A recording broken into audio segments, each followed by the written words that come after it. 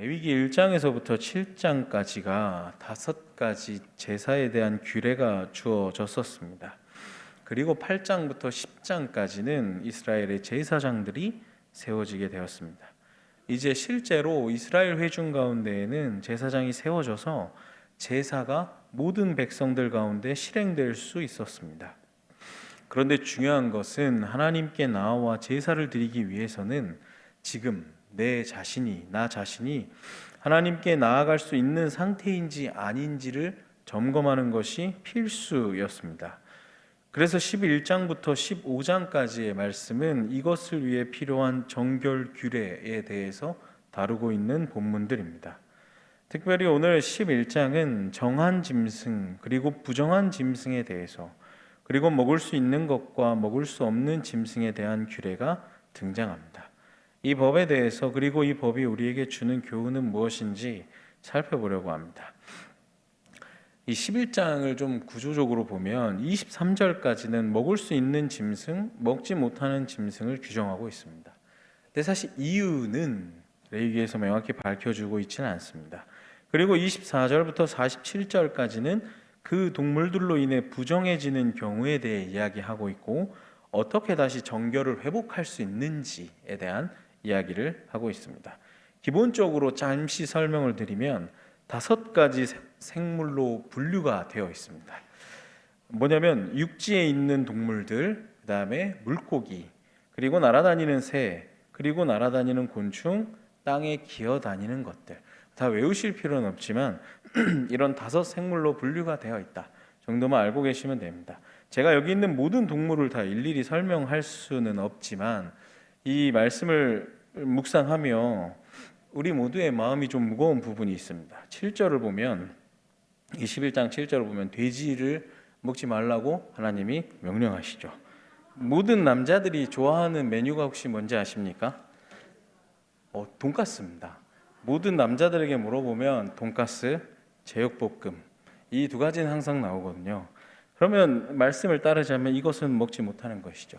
우리가 좋아하는 돼지갈비, 그리고 우리가 너무 사랑하는 삼겹살도 마찬가지입니다.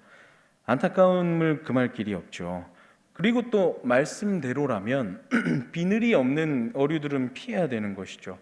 여러분들이 좋아하시는 그 여름에 많이 먹는 보신 음식 뭐가 있습니까? 추어탕도 먹지 못합니다. 그리고 우리가 자주는 먹지 못하지만 먹으면 너무나 행복한 몸보신의 최고인 어류가 뭐가 있을까요? 장어도 먹지 못하는 것입니다. 그리고 저희 아내가 좋아하는 조개류도 또한 낙지, 문어 이런 것도 먹지 못하는 것이죠. 그렇다면 이러한 법의 기준이 무엇이냐는 겁니다. 왜 먹는 것과 먹을 수 없는 것을 어떤 기준으로 나눴는지 짧게 간단하게만 설명드리겠습니다. 이런 의견들이 있다. 첫 번째는 이것은 그냥 하나님의 주권적인 행위입니다 라는 의견입니다. 이게 무슨 얘기냐면 하나님께서 사람의 순종을 보시기 위해 하나님의 마음에 따라 주어진 법이다 라고 해석하는 학자들이 있습니다. 그래서 이게 왜 부정하고 왜 정한지는 하나님만이 아신다 라고 하는 주장, 굉장히 오래된 주장입니다. 2번째는 이방 제사에 사용되었기 때문에 라는 의견도 있습니다. 고대 근동에서는 여기 나오는 몇몇 동물들이 이방 제사의 제물로 사용되었기 때문에 부정하다고 말씀하신 거다라는 의견이 있습니다. 마지막으로는 위생에 관련된 견해도 있는데요. 이것은 이 부정한 짐승들이 대체로 사람들에게는 좋지 않다고 여겨졌기 때문에 먹지 말라 하셨을 것이다 라는 이러한 3가지의 의견이 있는데, 비교적 최신 견해는 뭐냐면 이 동물들을 생명과 죽음의 기준으로 바라보는 겁니다. 이게 무슨 얘기냐면 죽음은 하나님의 생명이 없는 상태, 거룩함이 부재한 상태를 의미하죠. 땅에 있는 동물들 중에는 이 굽이 갈라져 이 쪽발이 되고 그 되새김질하는 것을 먹어라 라고 말씀은 이야기합니다. 그러면 1차적으로 이 짐승을 잡아먹는 짐승은 부정해서 먹지 못한다라는 얘기가 됩니다. 대체로 초식 동물들을 먹어라 라는 말씀이시죠. 이를테면 사체를 먹는 하이에나라든지 사자라든지 이러한 그 청소 동물들, 그리고 죽음을 유발하는 동물들, 피를 흘리게 하는 동물들은 먹지 말라, 부정한 것이다, 죽음에 관련된 동물이다 라는 해석입니다. 그래서 육지 생물에 나오는 대부분은 초식 동물들이었던 것이죠. 그리고 수중 생물을 보자면 대체로 바닥을 기어다니는 것들이 금지됩니다. 조개류, 낙지, 장어, 홍어, 가오리 다 어떻게 살아가는지 상상이 좀 되십니까? 바닷속에 보면 대체로 바닥에서 살아가는 동물들인 것이죠. 근데 물 밑바닥에는 언제나 죽은 생물의 사체가 가라앉는 법입니다. 그래서 그들은 그 곳을 지나다니고 그것을 먹으며 언제나 그것과 어울려 살기 때문에 시체와 과도하게 접촉하게 되는 생물들인 것이죠. 그래서 부정하다라고 여겨졌을 것이다. 새들도 마찬가지입니다. 동물의 왕국 보시면 독수리들이 꼭 무엇을 많이 먹습니까? 사체를 많이 먹습니다. 그리고 다른 짐승을 사냥하죠. 그래서 이러한 새들이 역시 죽음을 유발하기에 부정함에 해당합니다. 기본적으로는 생명 그리고 죽음을 기준으로 정함과 부정함의 동물들이 구분되었고, 그 위에 이제 우리가 볼 수 있도록 발이 어떻게 되었다, 비늘이 어떻게 되었다라의 기준들이 제시되는 것, 이것이 최신 학계의 이론입니다. 이걸 뭐 다 기억하실 필요는 없지만 이러한 법과 견해들의 여러 의견들이 있지만 다행인 것은 사도행전 10장의 고넬료 사건, 그리고 사도행전 15장 예루살렘의 공의회의 결정을 통해서 이 레위기의 음식법은 폐지되었습니다. 따라서 이 법은 기독교인들의 삶에서 더 이상 문자적인 효력을 가지고 있지는 않은 것이죠. 그렇다면 대체 이 법이, 지금 효력도 없는 이 법이 지금 오늘을 살아가는 우리에게 무슨 의미가 있고 어떤 교훈이 있냐는 것입니다. 사실 성경에는 먹을 수 있는 짐승에 대해 다루는 또 다른 본문이 있습니다. 신명기 14장을 나중에 보시면 14장 2절이 어떻게 시작되냐면 이스라엘을 가리켜 여호와의 성민이라고 부릅니다. 먹을 수 있는 정한 짐승에 대한 이야기를 시작하기 전에 너희는 여호와의 성민이라 라고 부릅니다. 그리고 이 마지막 결론 역시 동일하게 너희는 너희의 하나님 여호와의 성민이라 라고 하며 신명기 14장 21절로 마무리하고 있죠. 그래서 신명기 14장은 이 여호와의 성민이란 이 단어로 시작되며 마무리가 되고 있는 것입니다. 그리고 이 여호와의 성민과 먹어도 되는 정한 짐승은 서로 연결되는 개념들입니다. 그들이 하나님의 거룩한 백성이라는 것은 그들이 정해진 것을 먹는다라는 것을 의미하죠. 이것은 음식 자체에 어떠한 속성이나 특징이 있다는 이야기가 아닙니다. 세상 모든 사람들 가운데에서 이스라엘 백성들이 구별되었다라는 것을 상징하는 것, 이것이 바로 동물의 정함과 부정함의 구별입니다. 음식이 몸에 좋고 안 좋고를 떠나서 이 이스라엘 백성이 만민 가운데 구별되었기 때문에 많은 동물 중에 구별된 동물들을 먹는 것, 이것이 오늘 규례의 본질인 것이죠. 사실 노아의 홍수 사건 이후에 땅의 모든 짐승과 공중의 모든 새와 땅에 기는 모든 것과 바다의 물고기들은 채소와 같이 사람들에게 먹을 것으로 주어졌습니다. 그러나 하나님께서는 언약 백성들의 먹을 것을 정한 동물로 제한하시죠. 그러므로 이것은 동물 자체의 더러움이나 해로움이 관건이 아닙니다. 이스라엘의 구별의 목적이 있는 것, 이것으로 우리는 오늘 말씀을 이해해 봐야 되는 것이죠. 그리고 이러한 짐승의 정함과 부정함의 구별은 이스라엘의 거룩한 삶과도 바로 직결되는 문제들입니다. 동물에 대한 이 정결 규례의 본질은 여호와의 부름을 받은 백성들의 구별된 삶, 그들의 인생에 있는 것이죠. 그것은 무엇으로 표현되겠습니까? 그들 몸의 거룩함으로 표현되는 것이죠. 언제나 레위기를 읽어보면 이 신앙과 정결 규례에서 거룩함이란 그 어떤 눈으로 볼 수 없는 정신적인 것, 마음에만 있는 것, 추상적인 것이 아님을 언제나 명확히 보여줍니다. 이 정결함, 이 구별은 몸의 구별인 것이죠. 하루 동안 내가 무엇을 먹을 것인가로 표현되는 우리 인생의 변화를 이야기하고 있는 것입니다. 그러므로 먹거나 먹지 마라, 이 동물에 대해 말하고 있지만 실상은 이방인들과 구별된 이스라엘의 인생, 그들의 실제 삶에 대해서 말하고 있는 것입니다. 왜냐하면 그 시대에는 사람들이 무엇을 먹고 어떻게 먹느냐가 그 사람이 누구인지를 보여주는 중요한 길이었기 때문입니다. 근데 사실 이 점은 오늘날도 마찬가지죠. 여호와의 백성들은 이것저것을 다 먹는 사람들이 아닙니다. 무엇을 먹든지 하나님의 규례를 따라 행하는 사람들입니다. 결국 하나님의 명령에 순종하는 인생, 그런 삶이 이 본문의 본질인 것이죠. 정결규례의 본질은 근본적으로 하나님의 명령에 순종하는 거룩한 삶으로의 부르심인 것입니다.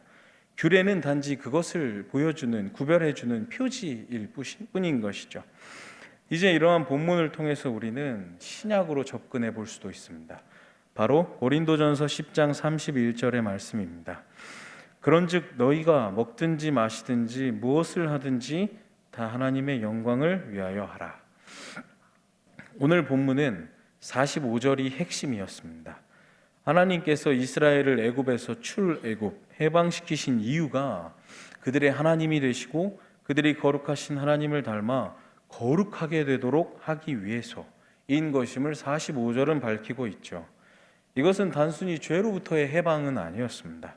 의와 거룩을 향해 나아가게 하려는 목적이 하나님의 목적과 계획이 있으셨던 것이죠. 따라서 주님의 구원을 받은 성도들은 나의 삶 전체를 바쳐서 하나님의 거룩을 닮아가려고 노력해야 되는 것입니다. 이러한 관점에서 레위기 11장의 음식법은 단순히 무엇을 먹을 것이냐, 그런 문제는 아닌 것이죠.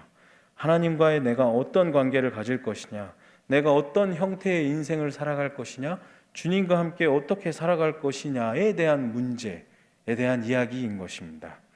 사도행전 고넬료 사건 공의회의 결정을 통해 이 음식법은 폐지되었다고 말씀드렸습니다. 따라서 이 법은 더 이상 기독교인들에게 문자적인 구속력을 갖고 있지는 않습니다.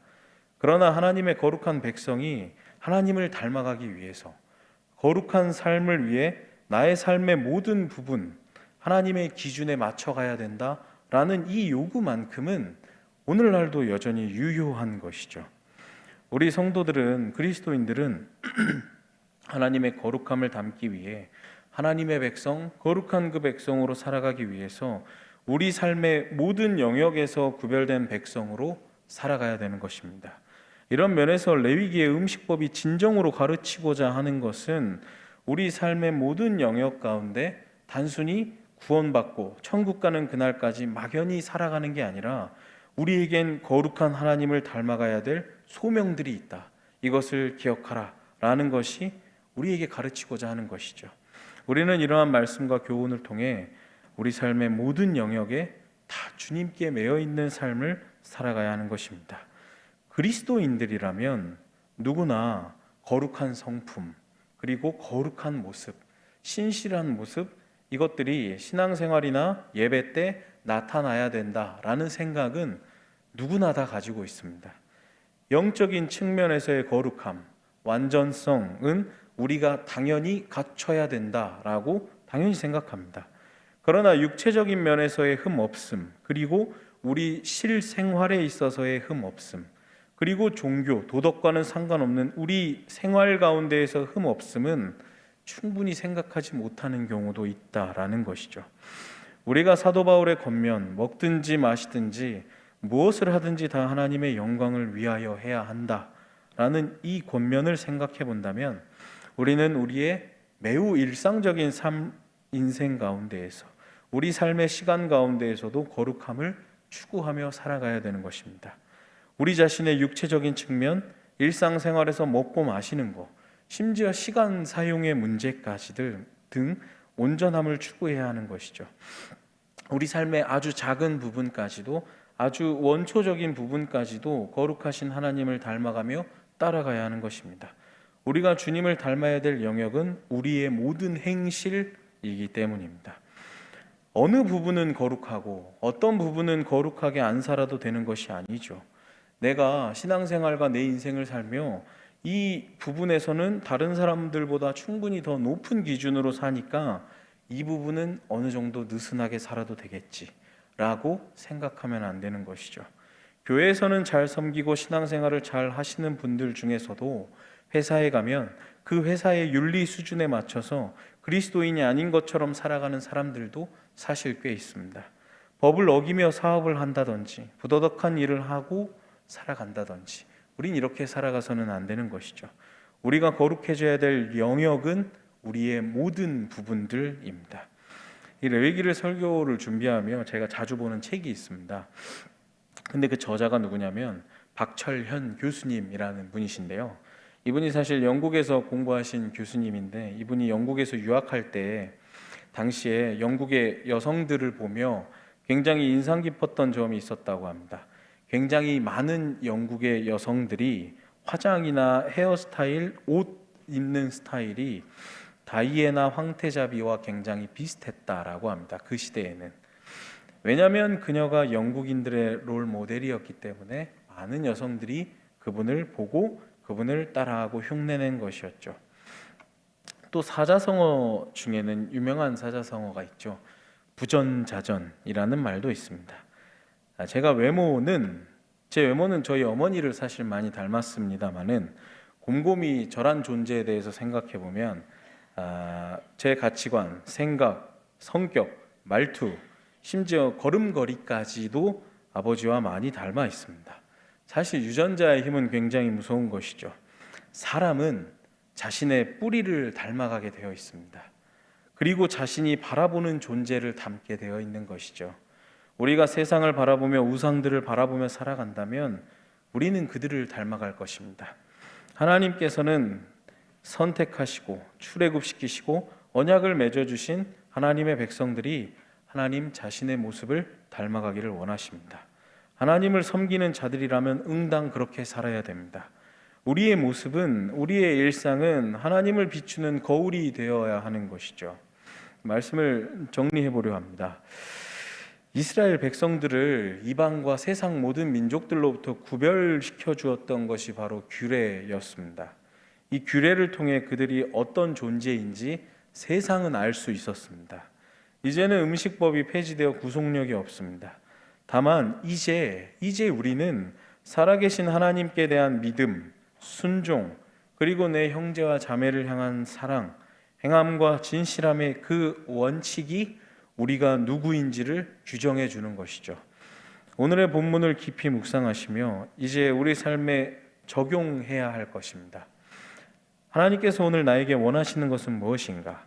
내 인생에 어떤 모습을 드러내며 살아가길 원하시는지, 내 삶에서는 어떤 부분을 더 하나님의 거룩함을 닮아가야 되는지, 세상 가운데 이것을 깨달으셔서 거룩한 하나님의 백성으로 살아가시는 저 여러분들 되시기를 소망합니다.